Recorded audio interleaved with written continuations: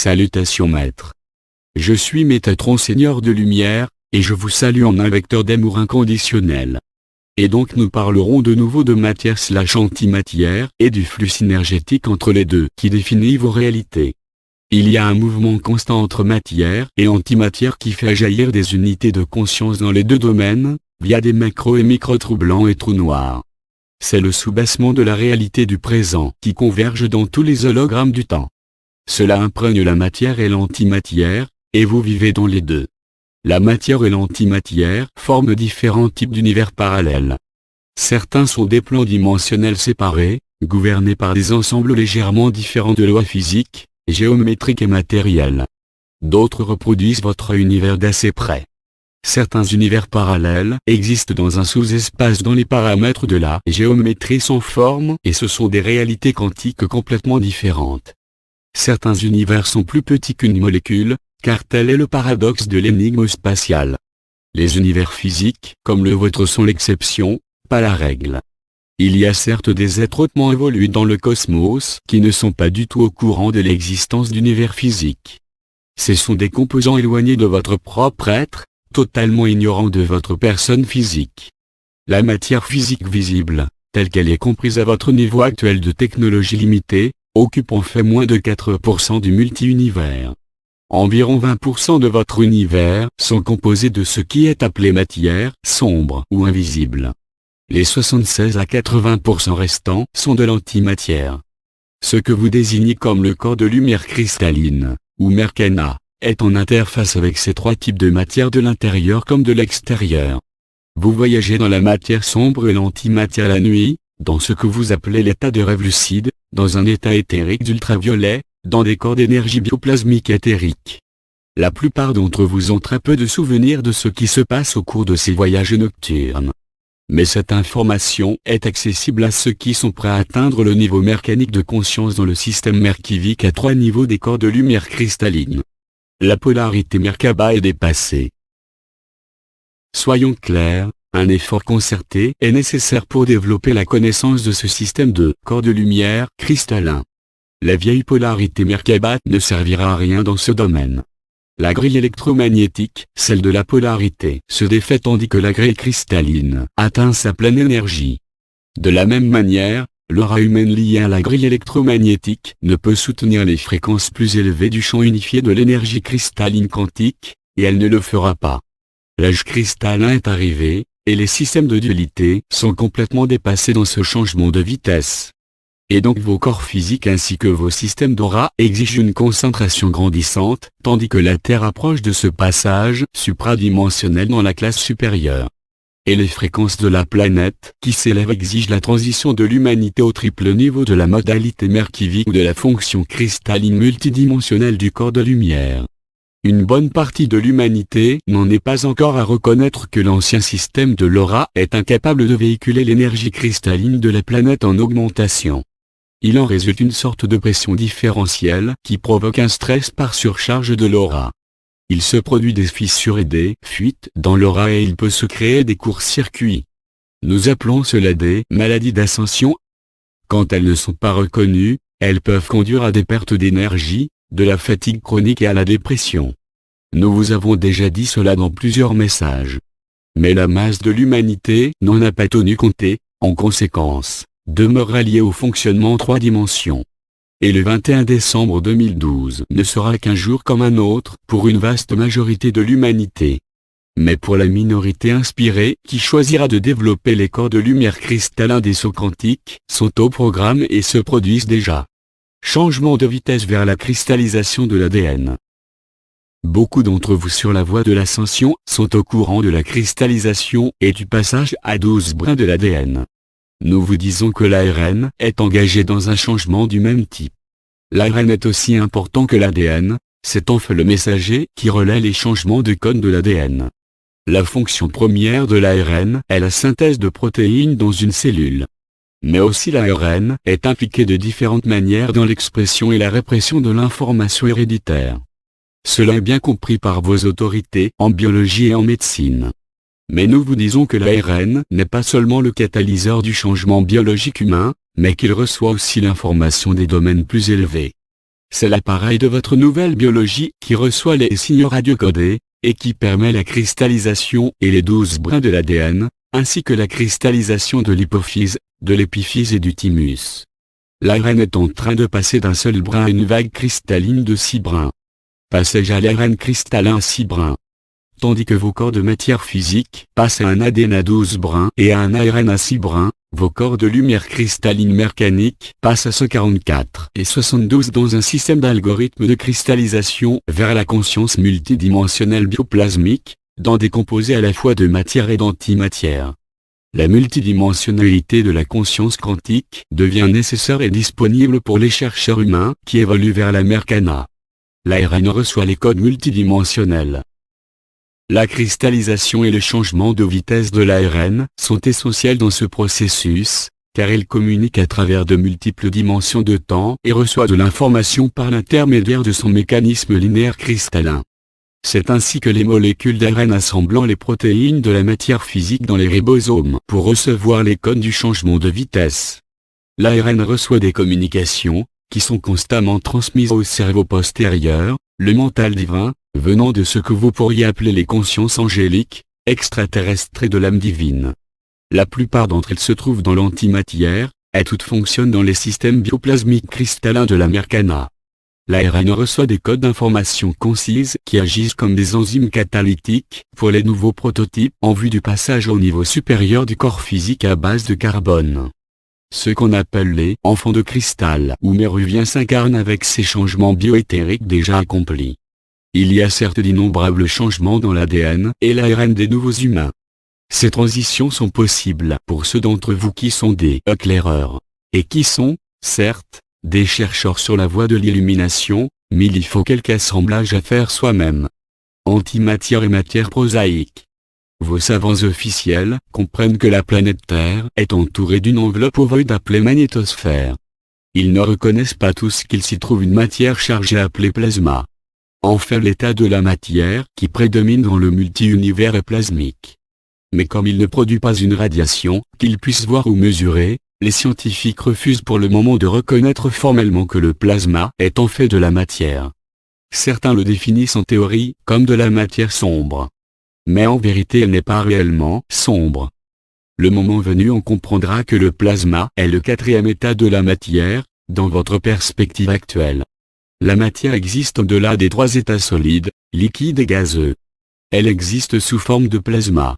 Et nous vous disons que, d'un point de vue plus élevé, cela n'est pas le 4e état mais le premier dans la cosmologie de l'omnivers. Et il existe en couches variables dans sa propre dimensionnalité concentrique. Et il existe aussi bien dans la matière sombre que dans l'antimatière. Votre corps éthérique est un plasma biologique furtif. Votre corps de lumière éthérique est aussi enveloppé d'un ovoïde semblable à la magnétosphère de votre planète. Et il est composé de plasma furtif. En fait, dans les formes plus élevées de votre multidimensionnalité, vous avez tous des corps qui ne sont pas composés de substances chimiques à base de carbone comme dans la dualité terrestre, mais qui font partie du domaine cristallin du bioplasme complexe. Et ces versions bioplasmiques de vous-même existent dans les domaines que vos scientifiques appellent ironiquement matière sombre. Nous disons ironiquement parce que ce que vous appelez matière sombre est en fait bien plus lumineuse et d'une fréquence exponentiellement plus élevée que la matière dense physique. Et, en termes de conscience, elle est tout sauf sombre. En elle se trouve l'interface avec le royaume angélique. Dans votre langage, la matière sombre est la matière invisible. Elle n'est sombre que dans le sens où elle ne peut être identifiée par vos instruments actuels.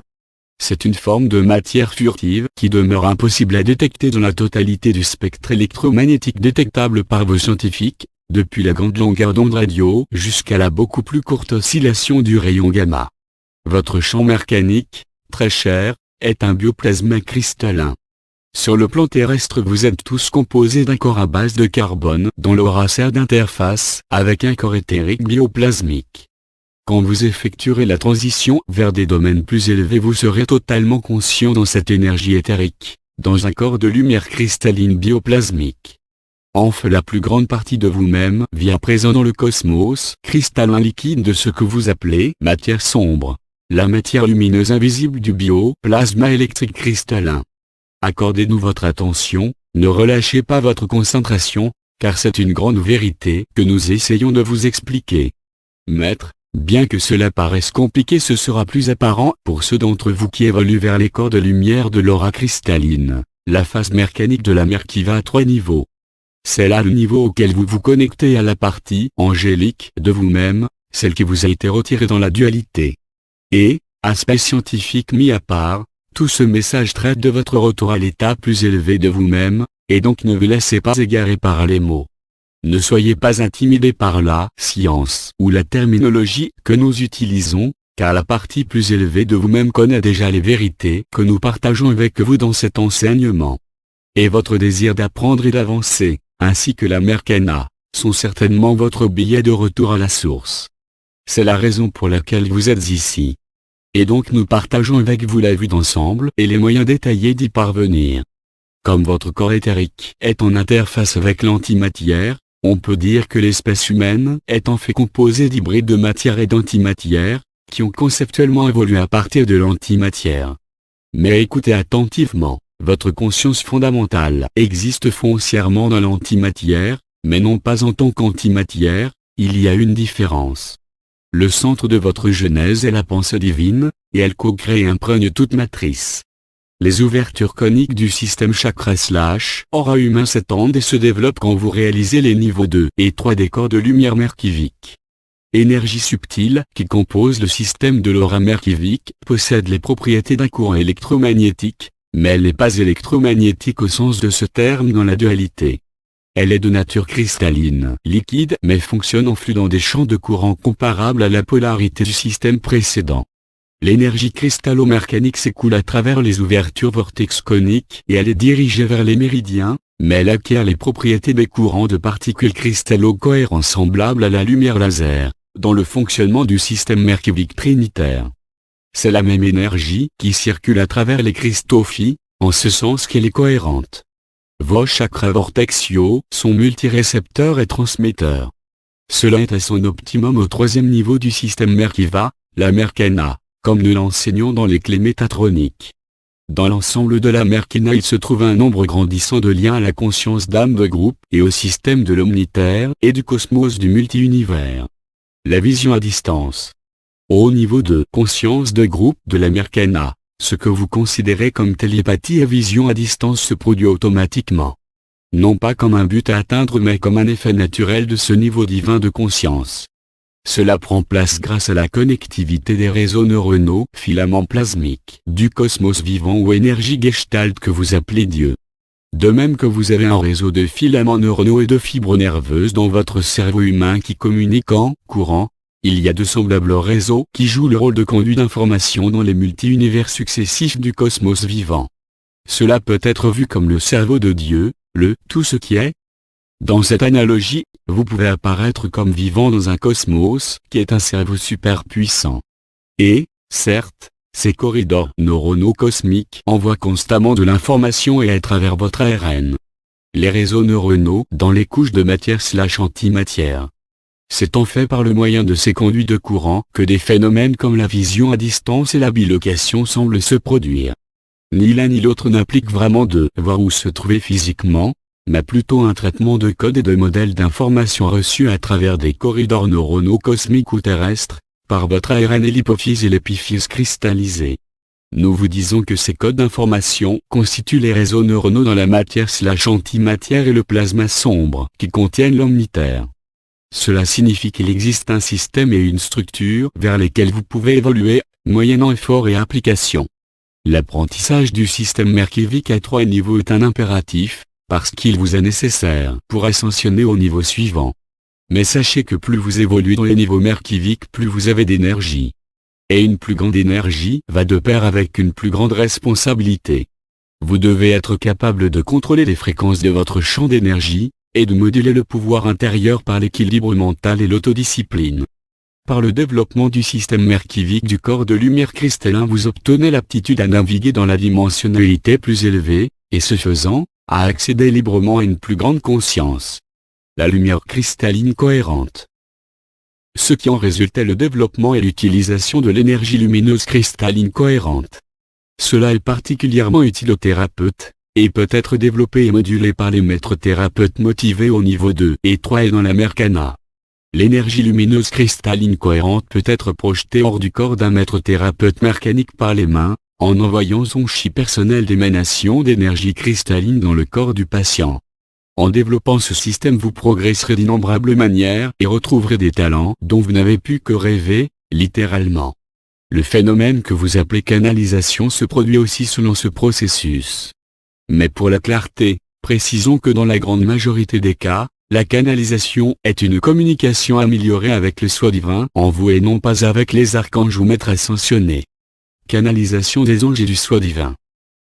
Nous communiquons certes de l'extérieur vers l'intérieur du canal Tibron. Les archanges et maîtres ascensionnés communiquent réellement avec certains canaux et enseignants, mais la grande majorité des médiums conscients canalisent leur soi supérieur. C'était le cas du célèbre Edgar Cayce. Ces canalisations provenaient de Rata, son soi supérieur ascensionné. Cela n'est pas seulement possible, c'est ce qui se passe pour vous tous. Ce qui doit être développé est l'aptitude à récupérer consciemment l'information en temps réel, linéaire. Et cela demande un effort et un quotient de lumière suffisant. L'avatar Jésus Ben Joseph ne vous a-t-il pas dit, « Les choses que je fais vous les ferez aussi » Et donc un grand nouveau monde est à votre portée. Et le développement de la Merkaba cristalline et de la Merkaba vous est offert. Mais avant de pouvoir passer à cette énergie, vous devez acquérir la compréhension de base et les outils d'entretien du champ de votre aura et de votre système des chakras.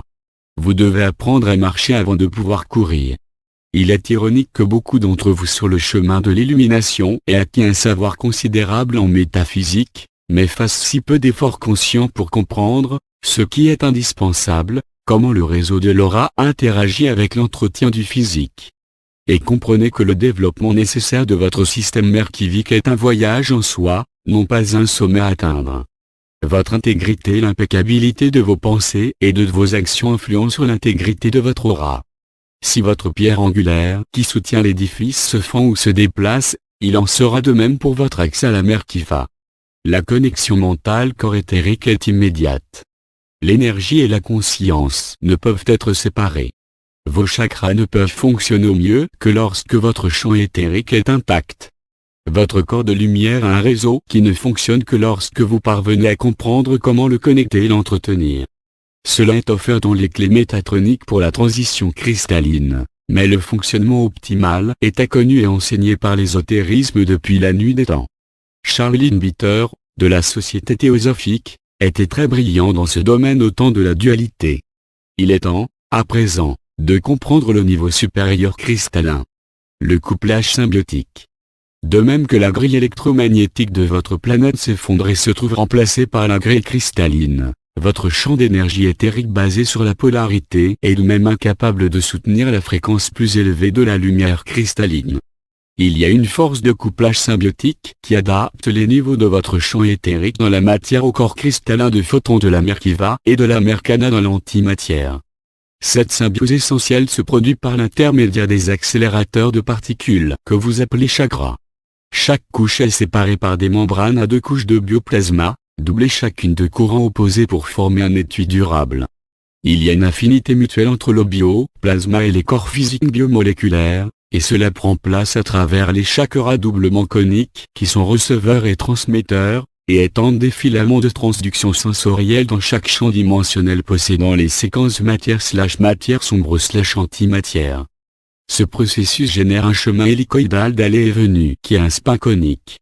Dans les systèmes mercaniques, le nombre des chakras atteint 96 dans le niveau 1 de la Merkaba, 144 au niveau 2 de la Merkaba et 240 au niveau 3 de la Merkaba à partir du 12 des champs de dualité, et ces chakras étendent des filaments qui opèrent dans une phase cristalline liquide. Ils sont libres de se mouvoir en un mouvement pseudo-fluide, mais demeurent constamment orientés angulairement vers la géométrie et les courants cristallins du champ mercanique. Ce que vous considérez comme les chakras inférieurs dans la forme physique, liés à la survie, la sexualité et l'émotion ne sont pas éliminés dans la Merkaba cristalline, mais ils passent au degré supérieur en une fonction non liée au genre ou à la survie physique. La polarité sexuelle n'existe pas dans les champs zéro des domaines célestes supérieurs. Cette polarité existe dans certaines civilisations extraterrestres dans la matière furtive, sombre ou invisible, et l'antimatière, comme les Pléiadiens ou les Siriens. Elle n'est cependant pas une affaire de survie et d'émotion comme chez les humains terrestres. Elle est plutôt moins polarisée et n'implique pas l'impulsion physique associée à la biologie humaine. C'est eux qu'exige la mère qui va. Le champ optimal de l'aura de l'humain en bonne santé est le corps éthérique. Il est composé de matière furtive, et il est connecté à la matière biomoléculaire dense aussi bien qu'à l'antimatière. Il est très complexe et constitue le niveau de base de la première qui va, mais il n'est pas la mère qui va. Le système de l'aura reçoit et projette des particules d'énergie chargées et apparaît en quelque sorte comme l'aurore boréale. Chaque être physique génère ce champ. Il s'étend quand l'humain biologique grandit en conscience. Mais l'aura en elle-même n'est pas le corps de lumière géométrique. C'est un ovo infini avec une tapisserie de courants et circuits horizontaux et verticaux. À son niveau initial, il y a 7 chakras actifs qui peuvent progressivement s'élever à 12 avec l'augmentation du quotient de lumière. L'expansion est un processus analogue qui a quelque chose d'un effet domino d'induction. En temps utile, chaque lumière en allume une autre. Le courant axial longitudinal primaire est reçu à travers le vortex du 7e chakra, et assimilé, via l'hypophyse, pour induire des courants secondaires et tertiaires à des angles spécifiques. Le ratio sacré 13-20-33. L'aura humaine optimale fonctionne selon ce processus jusqu'à ce qu'elle atteigne un circuit complet selon le ratio 13-20-33. 12 couches des chakras qui s'unissent en une, 12 plus 1 égale 13. 20 sous-couches qui existent dans l'antimatière, 20. Et le système cosmique intégral amplifié, 33. Ce système a plusieurs vies à se réaliser, et une fois qu'il l'est, il constitue le niveau d'entrée requis pour devenir véhicule de lumière merkévique. Ainsi, 13-20-33 est une combinaison fréquentielle clé qui est en résonance et facilite l'entrée dans la Merkava géométrique. Quand la résonance fréquentielle du ratio 13-20-33 est atteinte, le circuit du système des chakras est totalement activé, avec des centres vortexiaux, des receveurs et transmetteurs, des conduits interdimensionnels de connectivité et des points nodaux alignés de flux de supracourant. À ce moment-là, il est prêt à devenir un véhicule du corps de lumière cristallin merkivique. Nous vous avons dit que l'interface du royaume angélique avec le domaine matériel humain se fait à travers le champ de l'antimatière, et que la composition plasmique de ce champ constitue ce qu'on appelle les dimensions parallèles de l'omnitaire et du multi-univers. Comme nous l'avons dit, le royaume angélique existe dans l'antimatière, mais non pas en tant qu'antimatière, il y a une différence. Il vaut mieux dire que dans l'antimatière se trouve le concept de base de toute vie, de toute conscience, avant qu'elle ne se manifeste dans la matière. Mais les formes de vie existent certainement dans l'antimatière et la matière furtive, y compris vous tous. Pour conclure, les organes vortexiaux d'interface de votre corps éthérique via le système des chakras sont, en un sens, des accélérateurs de particules qui forment des cônes ouverts dans le champ de l'antimatière. C'est là quelque chose qui sera connu par les humains des 3 générations à venir. Matière/antimatière et la vie plasmique bioénergétique existent en couches variables de résonance dimensionnelle, de fréquence et d'intensité. Votre champ merkivique développé est certes capable de soutenir cette énergie, et de vous transporter au-dedans et au-dehors d'elle.